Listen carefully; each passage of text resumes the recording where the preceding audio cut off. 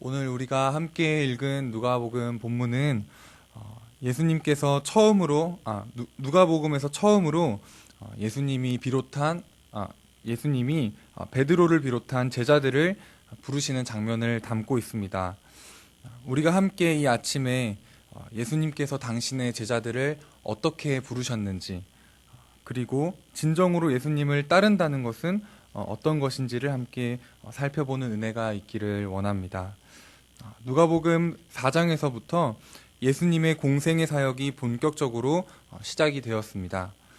4장에는 예수님이 하신 놀라운 말씀들과 그리고 기적들이 담겨 있습니다. 그리고 오늘 우리가 읽은 5장 1절을 보면 이미 예수님 말씀을 듣기 위해 예수님을 쫓아다니던 어떤 팬클럽들이 있었다는 것을 알 수 있습니다. 1절입니다. 무리가 몰려와서 하나님의 말씀을 들을세. 그리고 2절을 보니까 어부들이 배에서 나와서 그물을 씻고 있는 것으로 보아 오늘 이 이야기가 펼쳐지는 시각이 이른 아침이라는 것을 알 수가 있습니다. 수많은 군중들이 몰려있는 가운데 게네사렛 호숫가에서 하나님의 말씀을 가르치시기 위해 예수님께서 이른 아침에 나오셨습니다. 그런데 예수님께서 호숫가에 배 두 척이 있는 것을 보셨다라고 기록하고 있습니다. 예수님께서 호숫가에 서서 바라본 풍경은 어떤 풍경이었을까요? 우리가 함께 상상해 보면 좋겠는데요.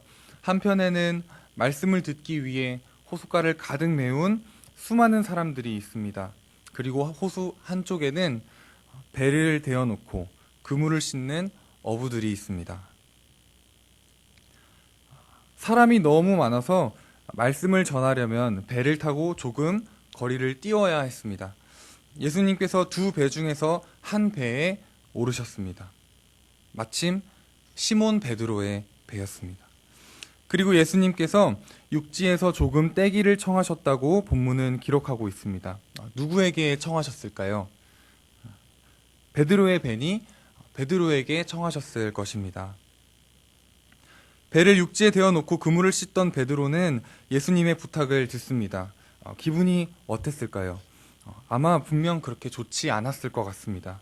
밤새 그물질을 한 데다가 뒤에 본문을 보면은 한 마리도 잡지 못했습니다. 허탕을 쳐가지고 누가 봐도 피곤과 속상함에 지쳐가지고 찌들어서 그렇게 그물을 씻고 있는 사람에게 하기에는 조금 과한, 어쩌면 조금 미안한 부탁이 아니었을까 싶습니다. 그런데 베드로는 군말 없이 예수님의 부탁을 들어드립니다. 우리가 앞서 어제 큐티에서 본 말씀처럼 누가복음 4장에서 예수님께서 베드로의 장모의 열병을 고치시는 기적을 행했는데 아마 그 때문에라도 베드로가 예수님의 부탁을 거절할 수 없었을 것이라는 생각이 듭니다. 배를 육지에서 떼어야 하니 베드로가 자기 배에 예수님과 함께 탔을 것입니다. 육지에서 배를 조금 떼었고 예수님께서는 베드로의 배를 강대상 삼아서 하나님의 말씀을 가르치시기 시작합니다. 베드로는 예수님과 같은 배에서 바로 옆에서 그분의 말씀을 듣습니다.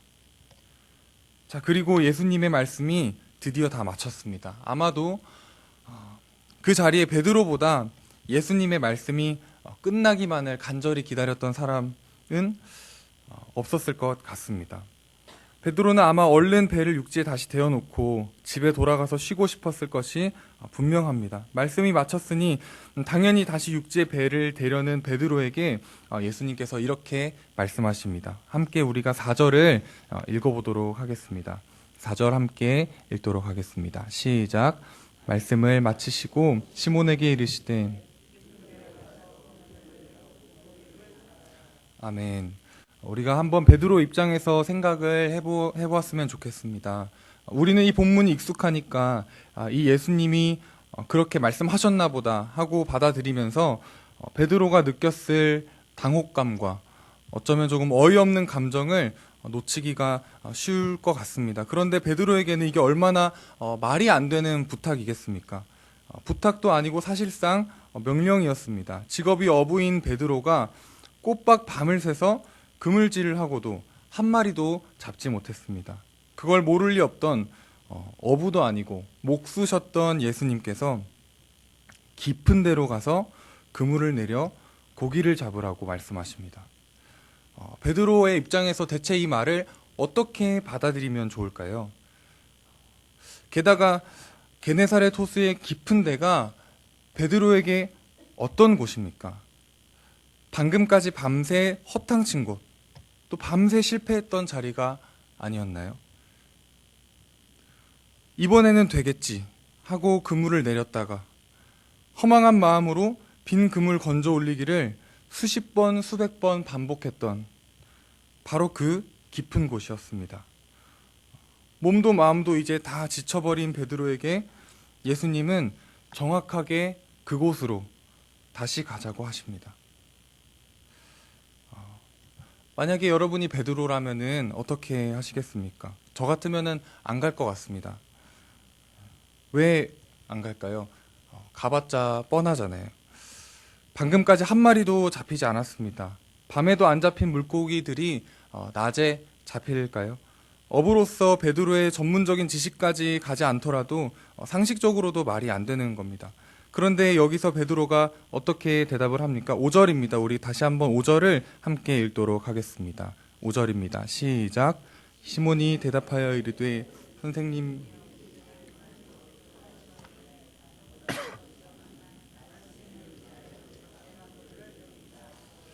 아멘. 어떻게 이런 답을 할 수가 있었을까요? 대체 베드로가 어떤 생각으로 예수님의 말씀에 순종한 걸까요? 베드로의 대답 속에서 추측을 해볼 수가 있습니다. 첫째는 베드로가 예수님을 부른 호칭입니다. 베드로는 예수님을 선생님이라고 부릅니다. 베드로에게 예수님은 평범한 사람이 아니라 비범한 선생님이었습니다. 내가 다 헤아릴 수 없지만 이분이 하랄 때는 다 이유가 있겠지 라는 그런 마음이 있었던 것이죠. 그리고 두 번째로는 베드로가 이렇게 말합니다. 말씀에 의지하여. 이게 무슨 말인가요? 굉장히 조금 멋있어 보이는 신앙의 고백 같지만 사실 말을 반대로 해보면은 사실 예수님이 그렇게 말씀하신 거 말고는 갈 이유가 전혀 없다는 말입니다. 예수님이 그렇게 말씀하신 거 아니면 갈 이유도 없고 가서도 안 되는 건데 그래도 예수님 말씀이니까 제가 한번 갑니다. 안 될 거 알지만 예수님 말씀이니까 한번 가드리는 거예요. 이런 의미에 가까운 표현인 것 같습니다. 어쩌면 안 될 거 알아도 한 번쯤 순종해 볼 만큼 베드로에게 예수님의 말씀은 조금 남달랐던 것 같습니다. 방금까지 베드로는 예수님 바로 옆에서 말씀을 다 들었죠. 그리고 당시 예수님은 사역 초기셨지만 모든 사람들은 예수님의 말씀에 권위가 있다는 것을 알고 있었습니다. 누가복음 4장 32절은 사람들이 예수님의 말씀에 권위가 있어서 놀랐다고 말합니다. 예수님께서 베드로의 배 위에서 어떤 말씀을 가르치셨는지 알 수는 없지만 우리 1절에서 본 것으로 이제 미루어 짐작해 볼 때 그 말씀이 하나님의 말씀이었고 또 베드로로 하여금 이런 비상식적인 예수님의 명령에도 한 번쯤은 순종하게 할 만큼 권위 있는 말씀이었다는 것은 분명합니다. 베드로가 이렇게 고백을 하고 난 뒤에 예수님과 둘이 한 배에 타고 깊은 곳을 향해 노를 저어갑니다.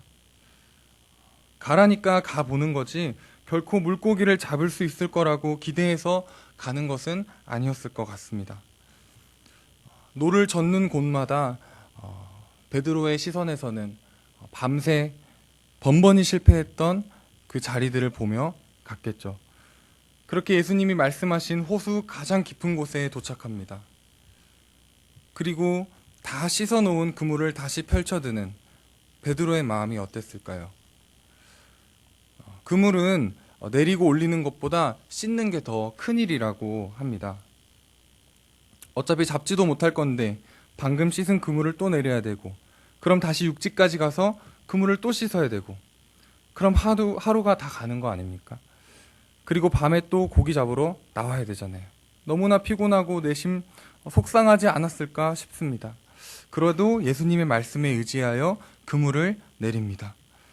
그리고 그물을 다시 건져 올리려는 순간 팽팽한 감각이 손에 느껴지는 거죠.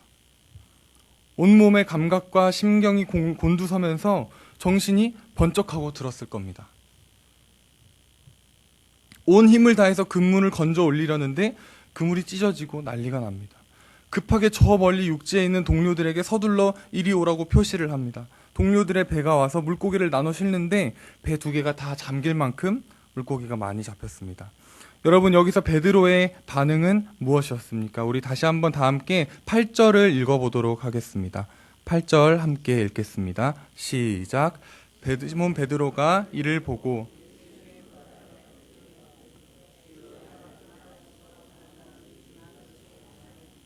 아멘. 주여 나를 떠나소서, 나는 죄인이로소이다. 여러분, 베드로에게 무슨 일이 일어났습니까? 그물의 그 팽팽함이 두 손에 느껴지는 순간 천직이 어부였던 베드로는 이 일이 운이나 우연이 아니라 기적이라는 것을 단박에 알았습니다. 또한 이 기적을 몸으로 느끼는 동시에 예수님이 누구신지에 대한 생각이 완전히 바뀌었습니다. 어떻게 이 사실을 알 수 있나요? 베드로는 더 이상 예수님을 선생님이라고 부르지 않았습니다. 그 순간부터 베드로에게 예수님은 내가 생각했던 비범한 선생님이 아니라 자연을 움직이는 분, 어마어마한 신적인 권세와 권능과 능력을 가지신 주님으로 바뀝니다. 그런 주님 앞에서 베드로의 반응은 극도의 공포와 두려움이었습니다. 내가 다 알 수 없는 거룩하고 경이로운 존재 앞에서 인간의 자연스러운 반응이죠. 성경에서 천사를 만난 사람들은 모두 두려워하지 말라라거나 무서워 말라라는 말을 들어야 했습니다. 베드로 역시 마찬가지였습니다. 벌벌 떨며 자신을 떠나달라고 예수님께 빕니다. 아마 호수 가장 깊은 곳 위에 지금 배가 있지 않았다면 베드로가 먼저 예수님 앞에서 도망갔을 것 같습니다. 예수님께서 그런 베드로에게 말씀하십니다. 무서워하지 말라. 이제 후로는 내가 사람을 취하리라. 예수님이 어떤 분인지 알게 된 베드로에게 예수님이 가장 먼저 하시는 말씀은 무엇이었습니까? 베드로가 누구인지, 그리고 무엇을 해야 할 사람인지 알려주신 것이었습니다. 예수님이 어떤 분이신지, 그리고 내가 누구인지 알게 된 베드로와 어부들의 반응은 또 무엇이었나요? 11절은 어부들이 곧장 모든 것을 버려두고 예수를 따랐다고 말하고 있습니다. 오늘 우리가 읽은 이 말씀 속에서 게네사렛 호수 가장 깊은 곳에서 예수님이 베드로에게 하신 일은 딱 2가지라고 생각이 됩니다. 첫 번째, 예수님이 누군지 알게 하셨습니다. 그것도 온몸의 감각으로, 피부로 알게 하셨습니다. 2번째, 베드로가 어떤 사람인지, 무엇을 해야 할지 알게 하셨습니다. 이것이 바로 하나님께서 당신의 사람들을 부르시는 방법이 아닌가 합니다.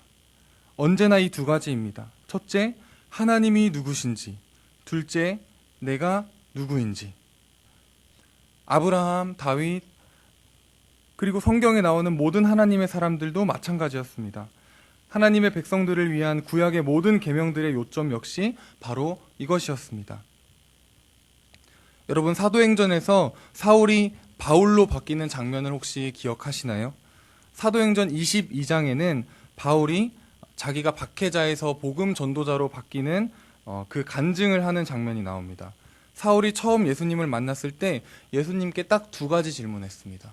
아무 말도 하지 않고 딱 2가지 질문을 했는데 첫 번째가 바로 사도행전 22장 8절, 제가 읽어드리겠습니다. 내가 대답하되 주님 누구시니까? 사울이 처음 물었던 질문이 바로 하나님 누구십니까? 당신은 누구십니까? 였습니다. 그리고 22장 10절에 2번째 질문입니다. 내가 이르되 주님 무엇을 하리이까? 사울이 바울로 바뀔 수 있었던 것은 이 2 질문 때문이라고 해도 과언이 아닙니다. 여러분, 하나님께서 우리를 부르실 때 하시는 일은 이 2가지라고 생각이 됩니다. 당신이 누구신지 알게 하시고 내가 누군지 알게 하십니다. 하나님이 어떤 분인지 알 때, 그리고 내가 어떤 존재인지 알 때 모든 복잡한 문제들이 단순해지고 또 어떤 상황과 환경에서도 주님을 따라갈 수 있는 힘과 에너지가 공급되는 것을, 그 에너지가 마음에 쑥 들어오는 것을 경험합니다. 오늘 말씀을 정리하도록 하겠습니다.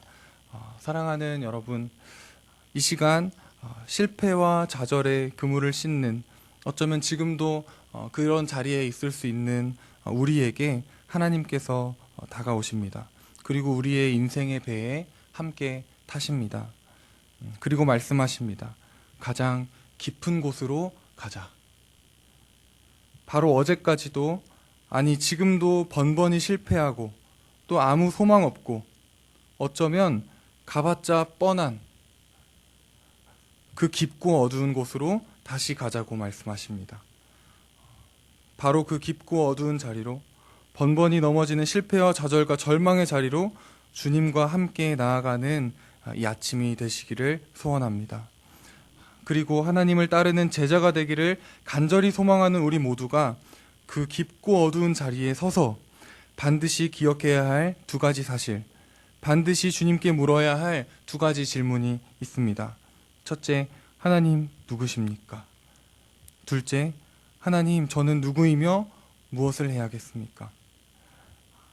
십자가의 자리에서 이 질문에 대한 답이 선명해지는 은혜가 있는 아침이 되시기를 축복합니다. 기도하도록 하겠습니다.